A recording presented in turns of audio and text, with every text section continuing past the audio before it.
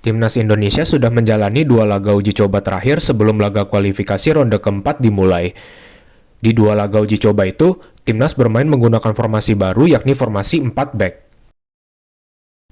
Namun begitu, banyak yang menilai Timnas Indonesia melakukan eksperimen di saat yang kurang tepat sehingga banyak pekerjaan rumah yang akan dihadapi oleh tim kepelatihan Patrick Kluivert, terutama setelah hasil imbang kontra Lebanon.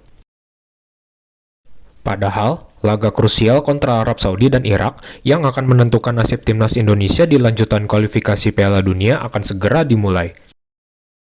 Menurut sobat-sobat penggila bola, apakah perubahan formasi dan ide menerapkannya di kualifikasi ronde keempat adalah hal yang bijak? Mr. A akan mengomentari masalah tersebut.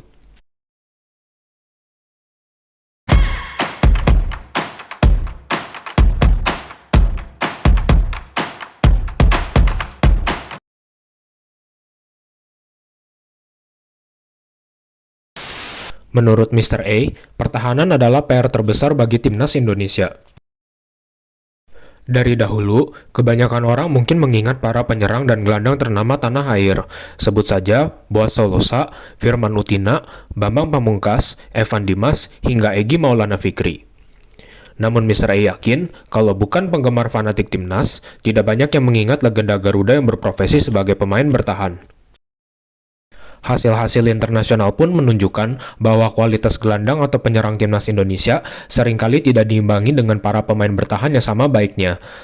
Bahkan, di level Asia dan ASEAN, seringkali para pemain belakang Timnas Indonesia menjadi bulan-bulanan para rival, seperti yang terjadi pada saat kita dihajar Malaysia dan Thailand di Piala AFF 2010 dan 2020. Maka dari itu, langkah PSSI dan ex-pelatih Timnas, Coach Shin Tae-yong, yang banyak menaturalisasi pemain belakang disambut positif oleh Mr. A. Terlebih, pemain belakang yang didatangkan merupakan gabungan antara center back hingga wing back, dan banyak juga yang masih berusia muda atau sedang dalam usia keemasan. Sebut saja yang menonjol dan berkontribusi besar seperti Jay Itzes, Justin Hubner, Calvin Verdong, Sandy Walsh, hingga Kevin Dix. Sektor pertahanan terlihat semakin solid karena di era kepelatihan Coach Shin, banyak pemain bertahan lokal yang berkembang pesat bahkan mampu bersaing memperebutkan posisi utama di starting 11 Timnas, seperti Rizky Ridho, Yaakob Sayuri, Asnawi Mangkualam, Pratama Arhan, hingga Muhammad Ferrari. Pada akhirnya, terjadi anomali unik yang terjadi dalam komposisi pemain di era Coach Shin Tae-yong, di mana kualitas pemain belakang terlihat sangat mewah, sedangkan kualitas pemain tengah dan penyerang terlihat menurun, bahkan tidak banyak gelandang dan penyerang yang dinilai memiliki kualitas sesuai dengan apa yang diharapkan oleh sang juru taktik kala itu. Saking banyaknya pemain bertahan, ada beberapa yang berubah peran saat membela Timnas Indonesia. Sebut saja Nathan Choaon, yang biasanya bermain sebagai bek kiri, disulap lebih banyak bermain sebagai pemain tengah atau pemain tengah bertahan alias central defensive midfielder. Meskipun menaturalisasi beberapa pemain di lain posisi, jumlah pemain belakang di era Coach Shin Tae-yong terlampau banyak.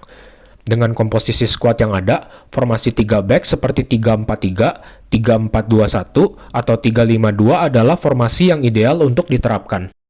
Formasi yang dipilih memang cenderung pragmatis, hanya saja Timnas Indonesia dipercaya tidak akan bermain bertahan secara ekstrim.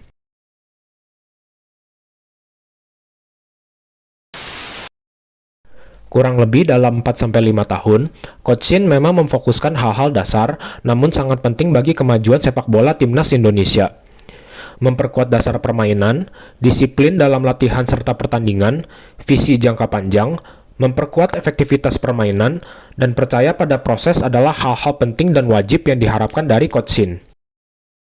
Untuk poin ketiga, yaitu visi jangka panjang, salah satunya adalah mempersiapkan pemain muda yang sudah siap menjadi pemain timnas senior untuk jangka waktu yang lama, dengan sistem yang sama dari kelompok umur hingga timnas senior. Bila kita lihat, pemain-pemain seperti Hernando Ari, Justin Hubner, Rizky Ridho, Ivar Jenner, Marcelino Ferdinand, Witan Sulaiman, hingga Rafael Strijk adalah andalan Coach Shin di timnas Indonesia U23 juga senior. Sangat terlihat, pemain-pemain dengan standar yang sesuai kriteria Coach Shin sudah diberi menit bermain lebih sejak dini, sehingga berdampak positif terhadap perkembangan kemampuan sang pemain. Setelah proses yang memakan waktu yang cukup panjang, Coach Shin yang didukung banyak pemain muda mampu menorehkan banyak prestasi, baik bersama timnas U23 hingga timnas senior. Bersama timnas U23, Coach Shin membawa timnas Garuda menjadi semifinalis Piala Asia U23 dalam kesempatan pertama mereka di ajang tersebut, serta nyaris membawa timnas U23 lolos ke Olimpiade Paris 2024, andai saja tidak kalah dalam pertandingan playoff melawan Guinea. Bersama timnas senior, ia membawa timnas yang awalnya berada di peringkat 170-an menjadi peringkat 120-an secara bertahap. Bahkan, mereka bisa lolos hingga kualifikasi Piala Dunia ronde ketiga, menyamai prestasi dua rival utama di Asia Tenggara, yakni timnas Thailand dan timnas Vietnam. Catatan positif lain didapatkan Coach Shin dan skuad Garuda saat mereka sudah melampaui catatan Thailand dan Vietnam dalam 6 pertandingan kualifikasi ronde ketiga, yang mana berisikan 3 lawan kuat yang sama-sama dihadapi keduanya saat kualifikasi Piala Dunia 2018 dan 2022, yakni Jepang, Arab Saudi, dan Australia. Hebatnya, Coach Shin mampu membantu timnas Indonesia mencuri poin saat berhadapan dengan Arab Saudi, Australia, dan Bahrain. Bahkan, Indonesia unggul head-to-head saat bersua Arab Saudi dalam 2 pertandingan. Bagi kalian yang tidak tahu, strategi apa yang digunakan Coach Shin kala itu? Benar, capaian-capaian tersebut diraih dengan formasi 3 back. Walaupun cenderung pragmatis, namun nampak efektif, rapih, dan cocok saat diperagakan oleh timnas Garuda.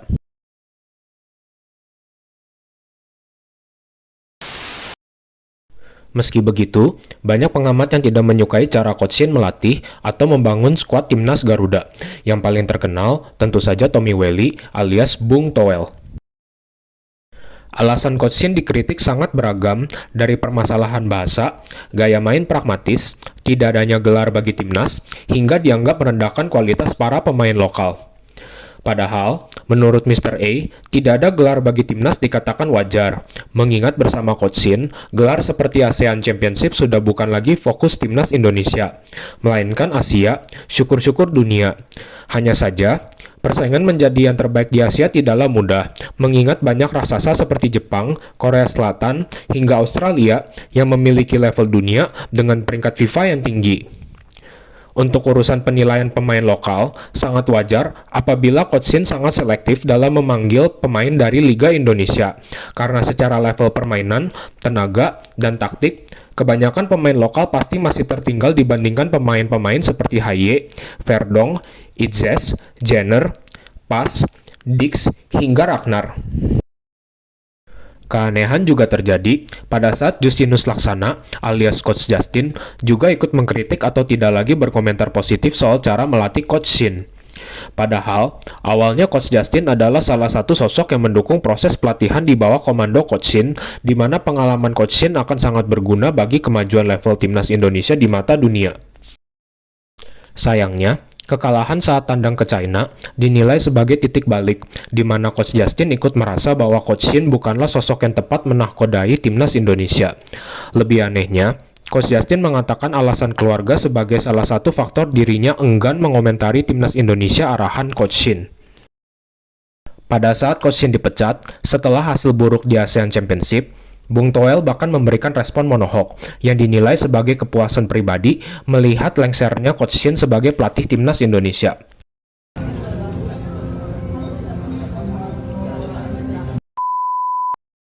Setelah itu, seperti yang kita tahu, PSSI menunjuk Patrick Kluivert sebagai pelatih timnas Indonesia yang baru.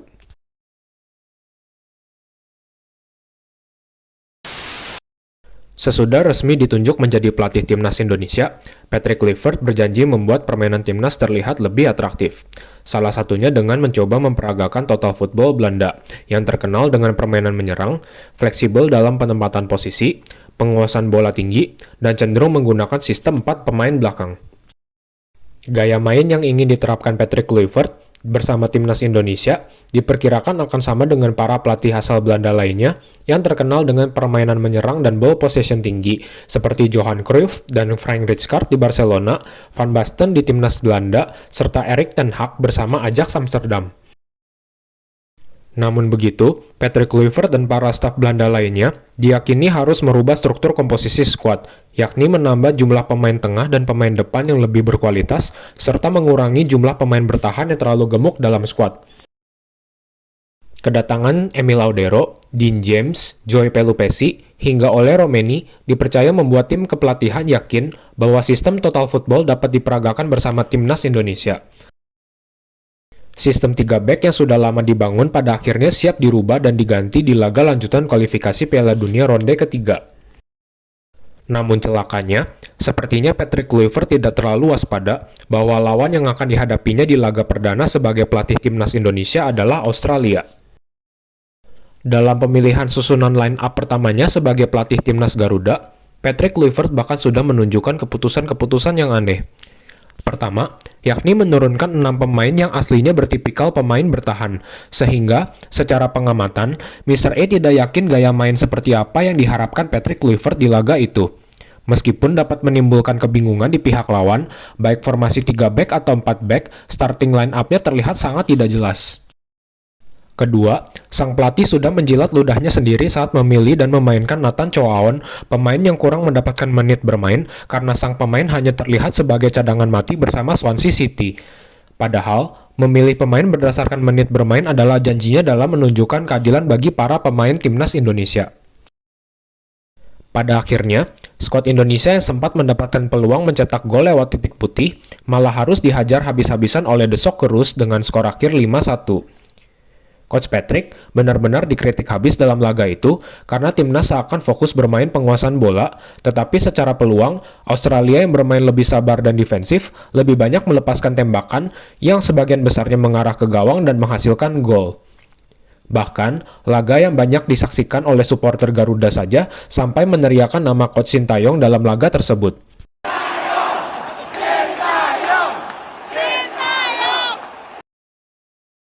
Beruntungnya, Alex Pastoor sebagai asisten memberikan komentar dan saran bijaksana setelah laga kontra Australia. Untuk saat ini, komposisi skuad Garuda lebih cocok menggunakan pola permainan Catenaccio ala timnas Italia, yakni bermain rapat dan melakukan serangan balik cepat untuk mendapatkan angka. Pastoor bersikap bijaksana di mana ia lebih mengutamakan hasil terlebih dahulu di masa yang sangat krusial sebelum timnas Indonesia berevolusi mencoba gaya main baru yang lebih atraktif dan menyerang. Hasilnya, hasil positif nampak di 2 laga kandang kontra Bahrain dan China. Meskipun hanya menang dengan skor 1-0 di masing-masing laga dan gaya main cenderung pragmatis, namun starting utama timnas terlihat jelas dan keseluruhan tampil baik, sehingga posisi 4 untuk menuju ronde keempat kualifikasi pun resmi didapat timnas Garuda. Setelah memastikan lolos, Indonesia melakukan persiapan terakhir sebelum menuju kualifikasi ronde keempat dengan menghadapi Chinese Taipei dan Lebanon. Berita buruknya, sejumlah pemain kunci absen karena beragam alasan, terutama oleh Romeni dan Martin Pas yang sedang mengalami cedera. Sedangkan berita baiknya, timnas kedatangan beberapa pemain depan baru yang siap memperkuat penyelesaian akhir dan daya gedor mereka, sekaligus menjadi kejutan tak terduga bagi lawan. Mr. A tidak akan berkomentar banyak terhadap laga Indonesia kontra Chinese Taipei, karena dengan formasi apapun dan siapa yang diturunkan dalam laga tersebut akan sangat memalukan apabila Indonesia kalah dan tidak dapat mencetak gol sama sekali. Yang menjadi persoalan adalah laga kontra Lebanon, di mana Indonesia terlihat bereksperimen dengan pola 4 back serta tidak menurunkan skuad terbaik sebelum laga ronde keempat kualifikasi pertama kontra Arab Saudi dimulai.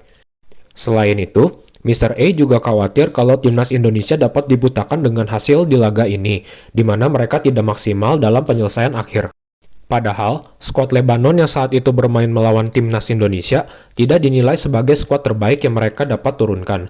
Namun dengan skuad yang bermain defensif saja, mampu melesatkan 1 shot on goal ke gawang Emil Audero, sedangkan timnas Indonesia gagal melesatkan 1 pun shot on goal dalam laga tersebut. Sekadar mengingatkan, sebagai lawan pertama ronde keempat kualifikasi Piala Dunia, Arab Saudi sudah banyak berbenah sejak kekalahan atas Indonesia di kualifikasi ronde ketiga. Skuad Saudi banyak diisi pemain-pemain dari klub-klub top Saudi seperti Al-Hilal, Al-Ittihad, Al-Nasr, hingga Al-Ahli yang sering bersua pemain-pemain veteran yang masih tangguh seperti Kante, Mane, Benzema, hingga Cristiano Ronaldo di Saudi Pro League. Dan dari hasil 6 laga terakhir saja, Mereka terbukti mampu menahan imbang Ceko, serta hanya kalah tipis dari dua tim tuan rumah Piala Dunia, yakni Amerika Serikat dan Meksiko. Sedangkan lawan kedua, timnas Irak, terbukti selalu menjadi lawan kuat bagi timnas Indonesia, di mana 3 laga terakhir di mana mereka beradu selalu dimenangkan oleh juara Piala Asia 2007 tersebut. Bahkan, mampu mencetak 10 gol dan kebobolan 2 kali saja. Walaupun dalam laga uji coba terakhir terlihat kurang meyakinkan, kualitas pemain Irak yang sudah terbiasa bermain di suhu ekstrim dan memiliki kualitas tinggi seperti Aiman Hussein, Mohanad Ali, hingga Ali Jasim dan Zidan Iqbal tidak boleh dianggap remeh.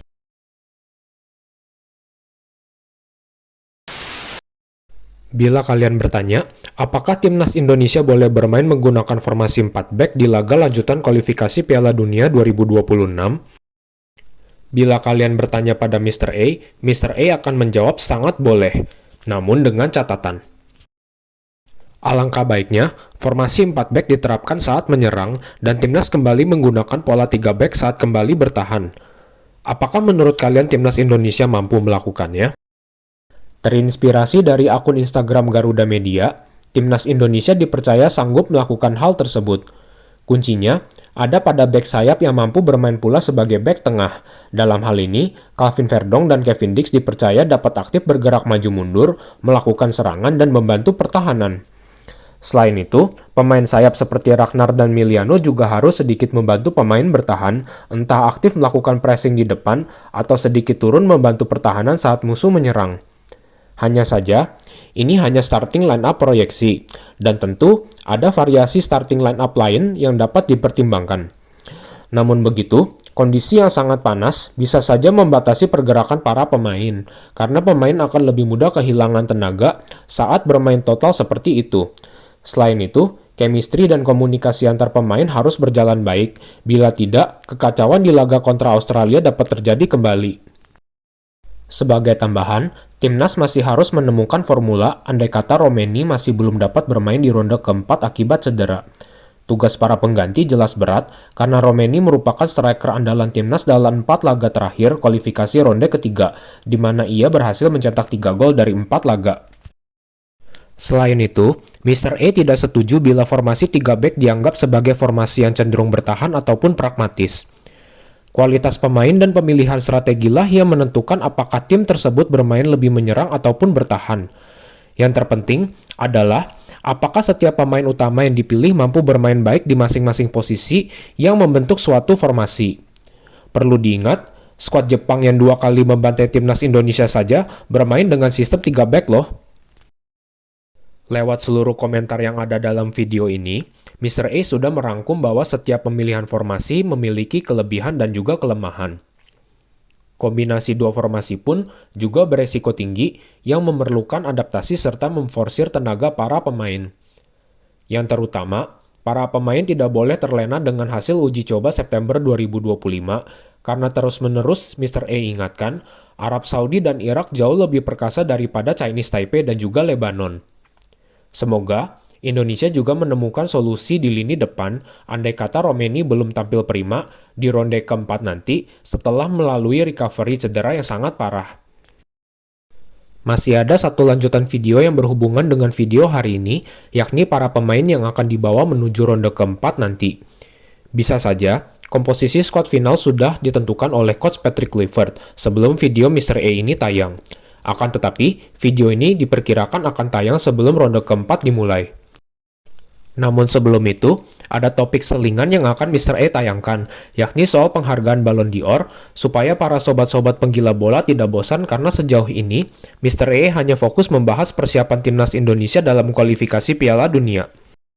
Terima kasih untuk sobat-sobat yang kembali menonton dan memberikan komentar. Kita bertemu lagi di topik-topik lain yang akan datang.